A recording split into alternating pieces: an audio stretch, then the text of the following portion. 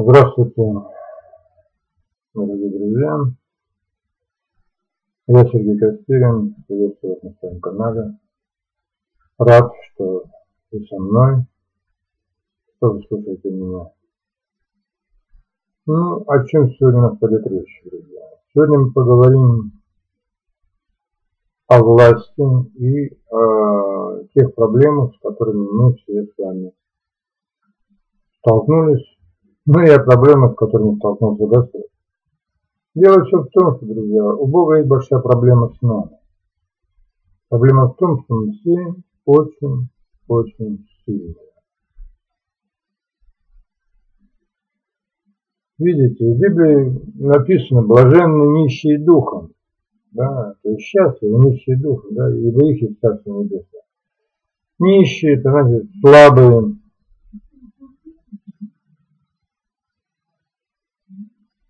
обнищавшие, нуждающиеся, да. И вот, к сожалению, мы все оказались настолько сильными, что Богу приходится нас вот в покаянии буквально ломать. Вот битва идет на самом деле сейчас не на жизнь, а на смерть, да. То есть я, у меня в планах осветить вам, что же делает Бог с нами, да? Смысл всего происходящего вокруг. Я говорю, главная цель на земле – это примирение нас с Богом. Да? Мы восставшие на Бога, мы те, которые отвергли Его, мы те, которые Его возненавидели в свое время. Да? И сейчас вот Бог, используя вот эту землю и все средства, которые находятся, нас, старается, склонить на свою сторону. И вот, друзья, проблема в том, что, к сожалению, мы все очень сильные. И Богу фактически приходится до такой степени нас сдавливать обстоятельствами, что, вот, вы понимаете, доводить нас просто до отчаяния. То есть отчаяние – это момент, когда сердце человека оно начинает плавиться, да? Когда оно способно принять новую информацию, потому что сердце человека, мне больше напоминает такой сталь такой, знаете, или там железо. Туда что-то новое вложить, вот я сейчас говорю для многих у вас информация, она просто отскакивает от вас, и послушайте, но она туда не входит. А информация моя, она уже легче понимается теми, которые находятся сейчас в очень тяжелых обстоятельствах. Как мы говорим, в горниле страдания. И вот в горниле страдания сердце человека начинает плавиться, и тогда уже туда можно вложить новое понимание и дать новое направление мышления. Вот. Ну, друзья, это очень многотрудный оказался процесс. И, к сожалению, очень много побочных эффектов. То есть, представьте себе, да, Бог дает человека.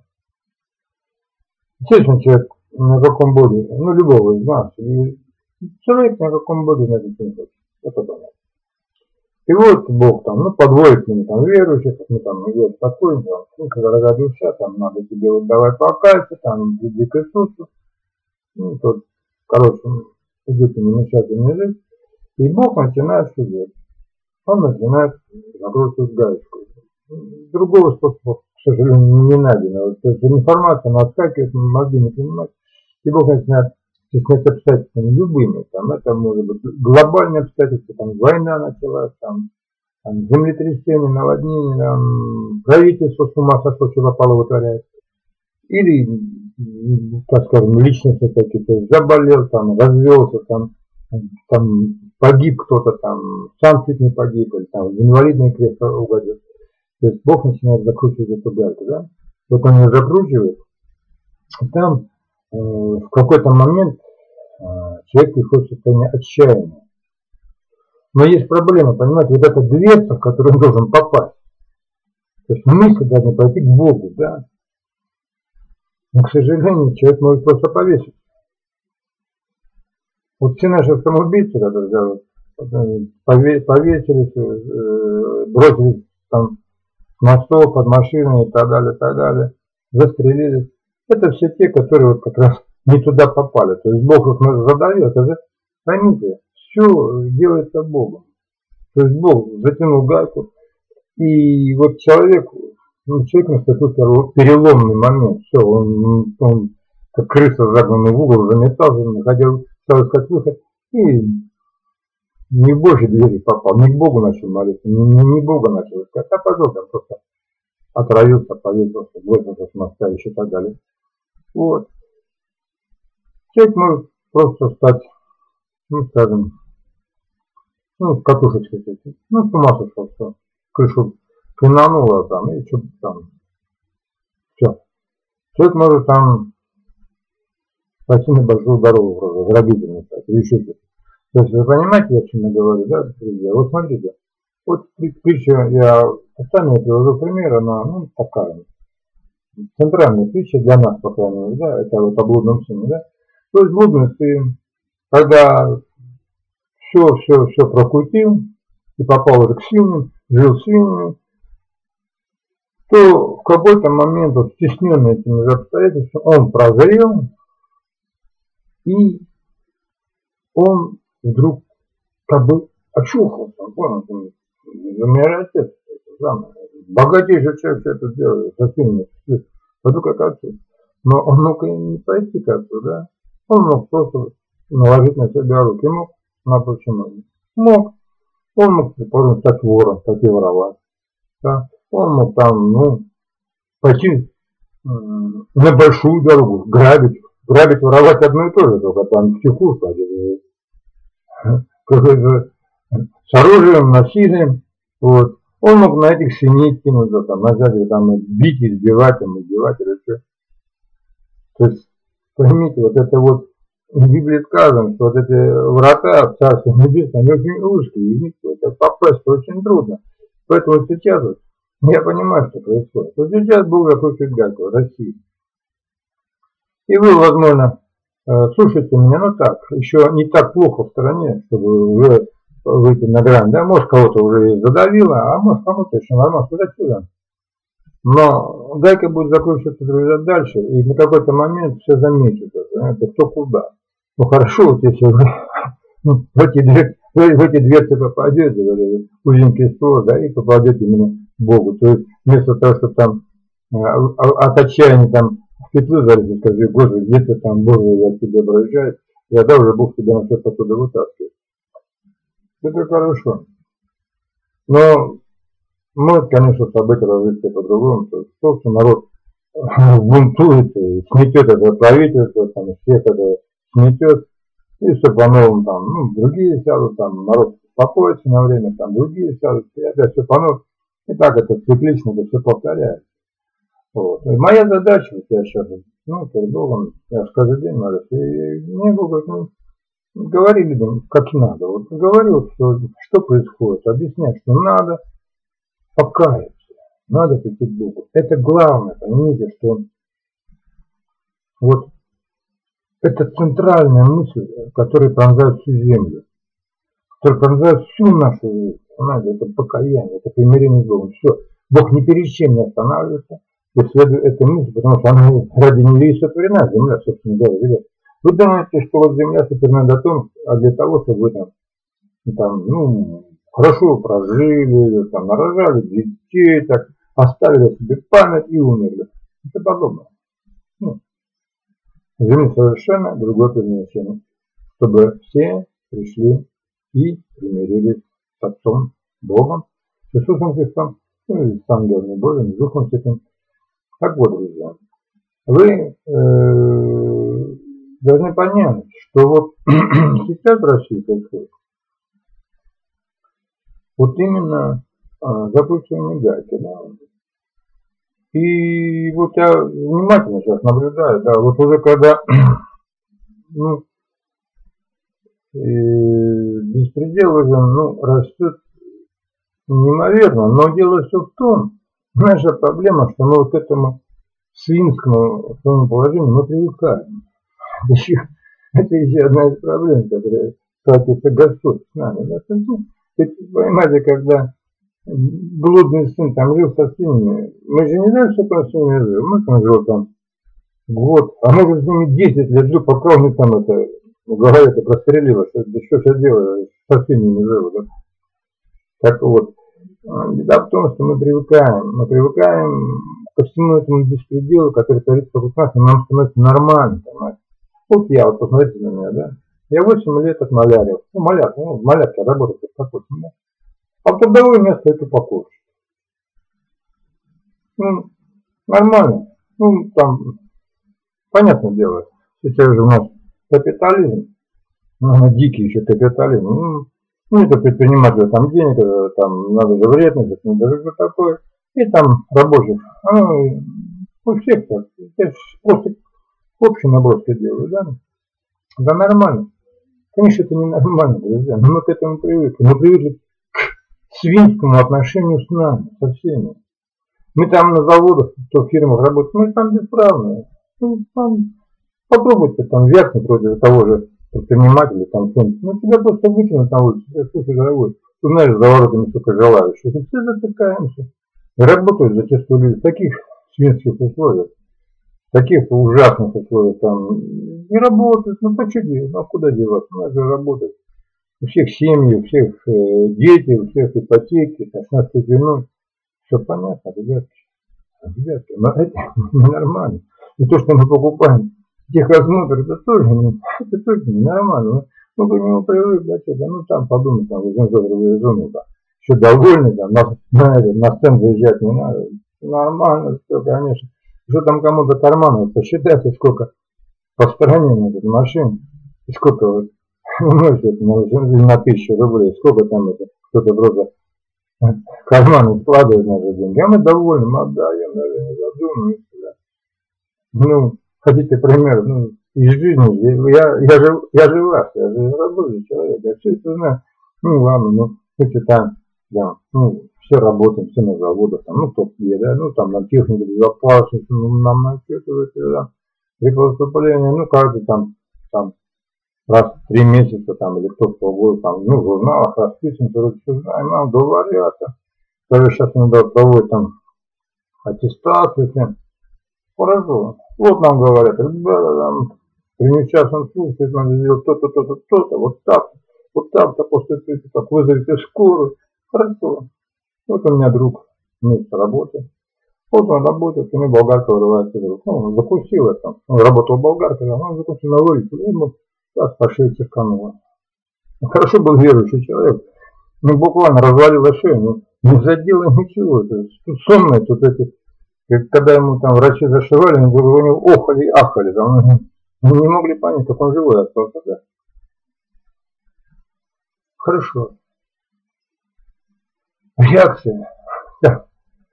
Ну, начальство, вот это, те, кто нам начитывает эту технику безопасности. Хоть бы одна скорую вызвала. Ну, хоть бы кто-нибудь. Ну, человек, вот молодой пацан, с 2 маленькими ребятишками, жена, дети, чуть не погиб, да? Реакция какая. Давай, едь домой быстрее, там скажешь, что у тебя там бытовая травма, что ты дома работал, ты смотри, никому не говори, что ты на производстве. Вот и все, ребятки. Я сам его увозил в больницу. На его машине же поехали. Ну, туда он еще сам как-то доехал, ну, шея развален, но сознание. А там его уже накололи, когда зашили. А брат уже я его вез, он там уже заполнял никакой. Ну, я его домой отвез. Реально? Все же знают это. Все проходили, да? Все это бытовая травма, что боятся, что каждый за свою шкуру трясется. А мы говорим, ну, в этом привыкли. Ну, нормально все. Ребятки, нормально это все. Нам стало все это нормально. Нам нормально, когда вот у меня пришел вчера, ну, мне родной сын пришел, карточку заблокировали, там 15 тысяч карточки срезали. В общем, а вот надо оплатить там, значит, капитальный ремонт дома. Они не платили принципиально, потому что, ну, деньги были на капитальный ремонт, ну, вы же все это знаете историю. ЖКХ начал уже зверствовать, ну, вы будете еще зверствовать. Вот. Они не платили.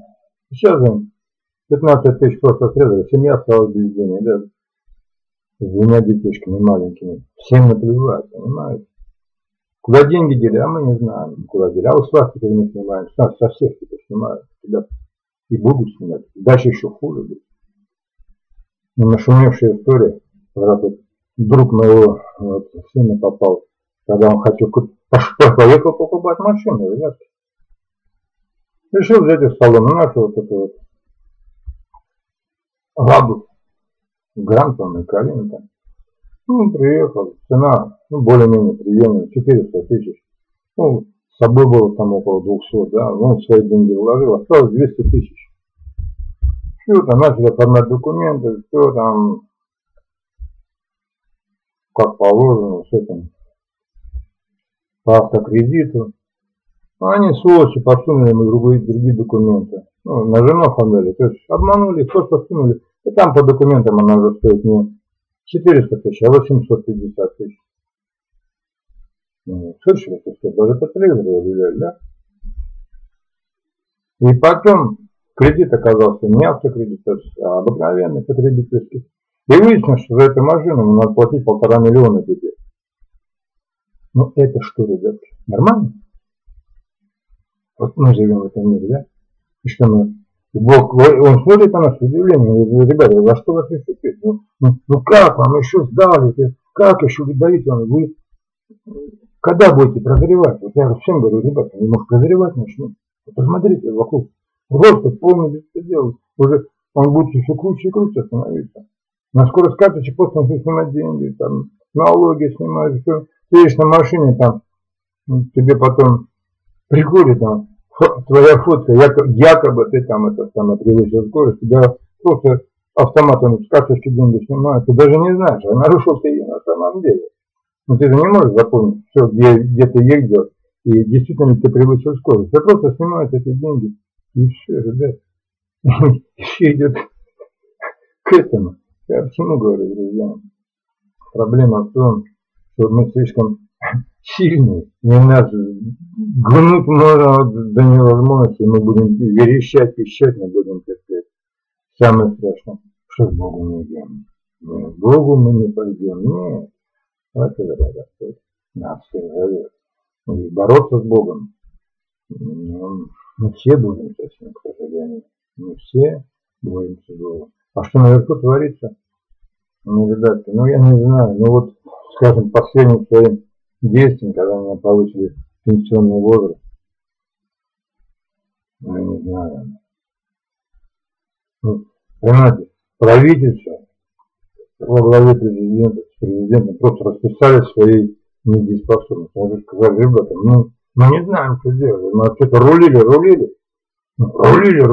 и дорулили из-за того, что, то есть, как говорится, при Сталине этого не было. При Брежневе там, этом маразматике статическими этого не произошло. При Ельцине, при Горьком пьянице, когда развал страны был, и то этого не было. И тут, значит, Володя, наш Путин, благополучно рулил, мы как рулил, тоже скажи, а все, деньги кончились, давайте-ка вам пенсионный возраст повысим до 65, там мужчина, я хотел бы сказать, давай до 70, а лучше до 75 поднимем.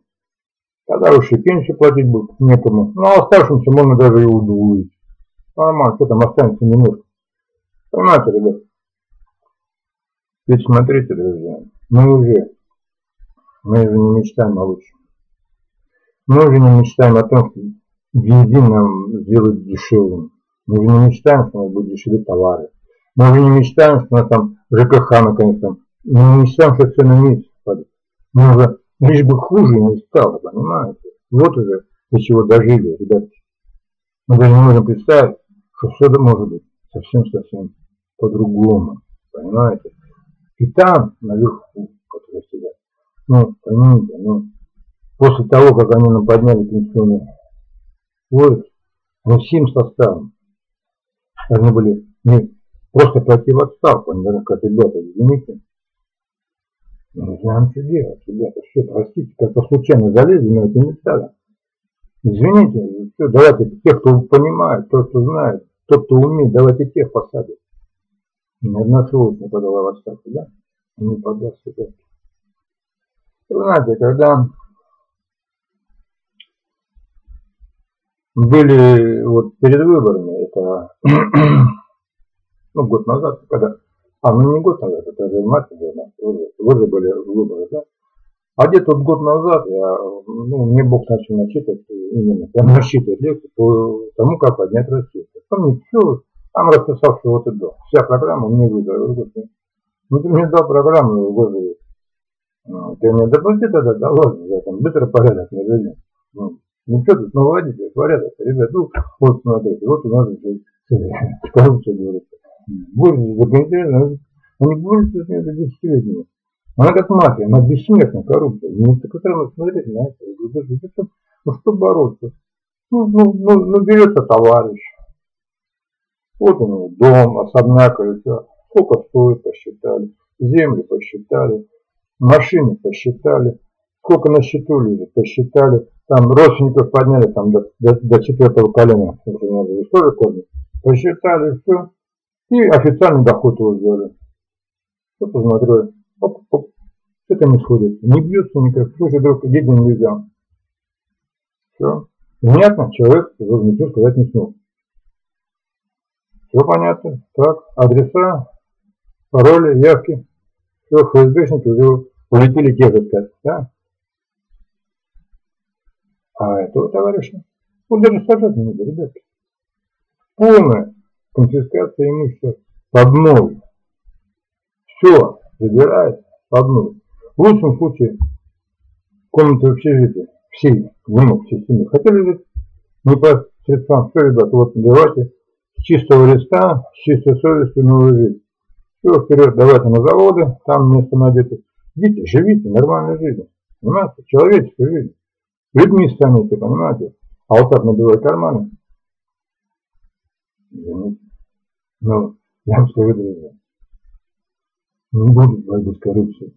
Потому что они сами все, они там все сидят, вы понимаете? И Володя Путин, он из лишнего теста сделан. Он не может бороться сам с собой, понимаете? Он не может бороться с олигархами, потому что он сам олигарх. Не может это все решать, понимаете? Потому что он такой же, как они. Для того, чтобы с ними бороться, нужен другой человек. Вот нужен такой, например, как я, да? Мне по барабану, если он там все в деньгах. Все вы посчитали. Когда дело к выборам пошло, я у Бога просил, я говорю, Господи, ну пусти меня к власти. Ну пусти меня к власти. Я быстро там все шороху наведу. Он сказал, нет. Я говорю, Господи, ну ты опять этих бандитов понададишь там, они опять что попало творить будут.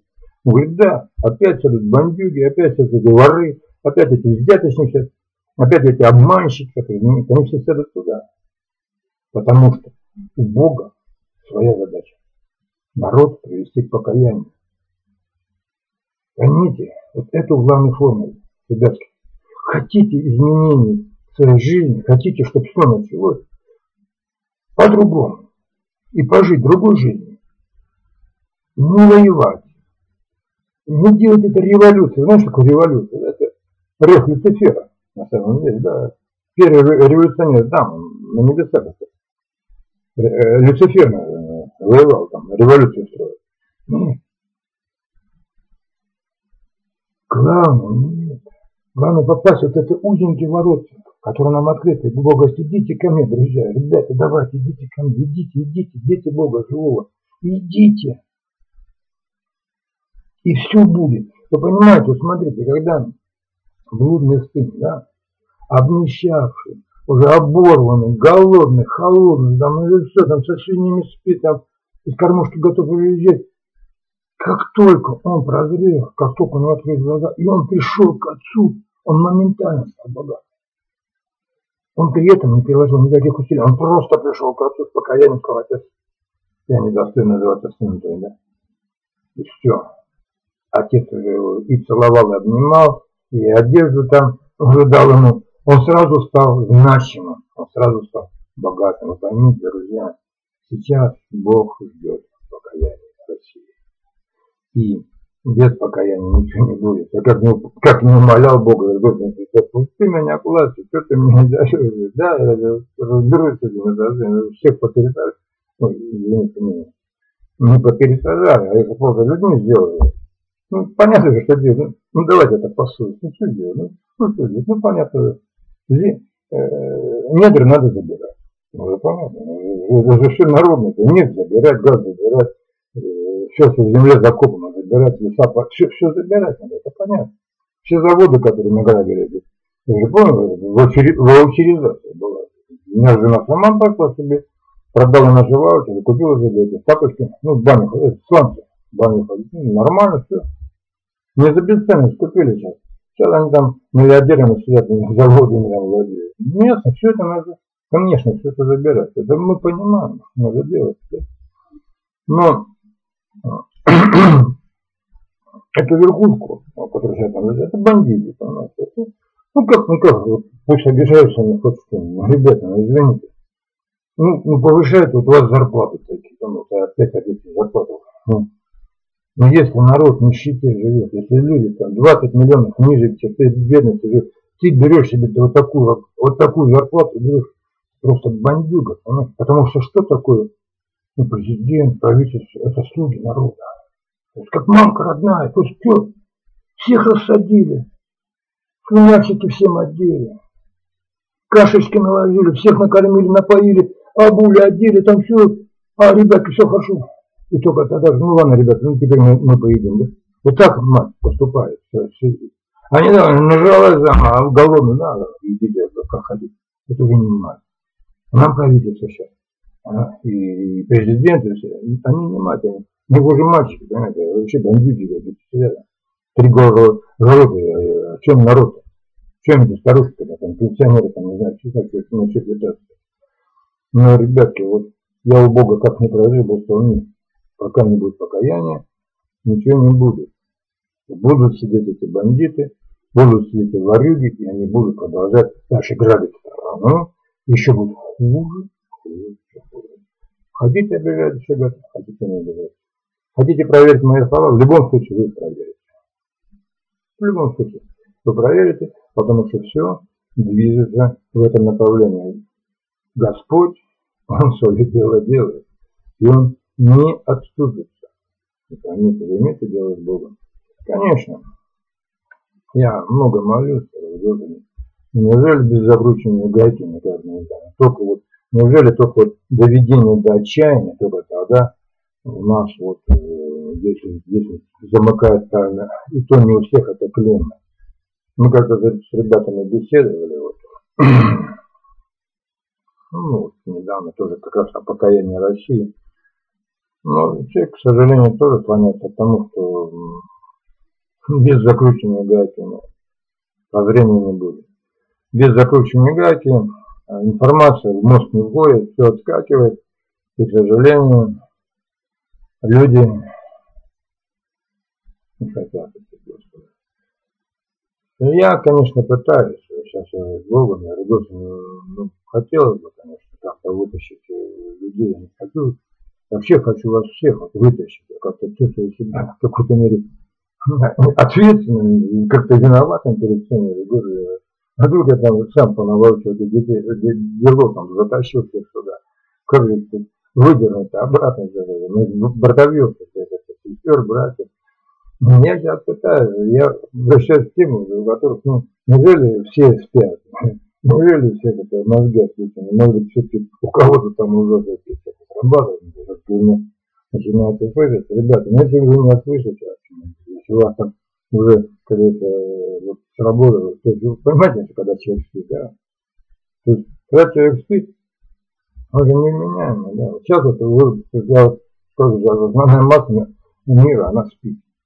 И все уснули, он бегает там, есть притча о 10 девах, где и все уснули, да, ну, а сейчас раздался крик, вот я вам кричу, ребята, просыпайтесь, жених идет, Иисус Христос грядет, да, ребята, давайте, ну, понятно, что народ это громаднейшая масса, наверное, в этой массе кто-то первый должен проснуться, вот сейчас я вас ищу, я говорю, друзья, ну, кто меня сейчас слышит, ну, давайте так, подключайтесь потихонечку.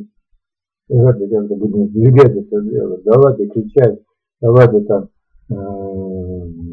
будем эти ролики распространять, понимаете? Я не боюсь, видите, я говорю, не боюсь, зачем? Я дитя Бога живого. И ангелы ожесточают за счастье. И, пожалуйста, можете эти мои ролики раздать, хоть он Путину пошлет, хоть Володя пошлет. Я ему, между прочим, письмо писал. Не знаю, он прочитал или нет, но может еще встретимся, если Господу будет угодно, и поговорим. Серьезно. Ну ладно, ребятки, сегодня решил сильно большой ролик не писать. Давайте. Да благословит вас всех Господь Бог. И даст нам всем пробудиться. Давайте до следующего ролика.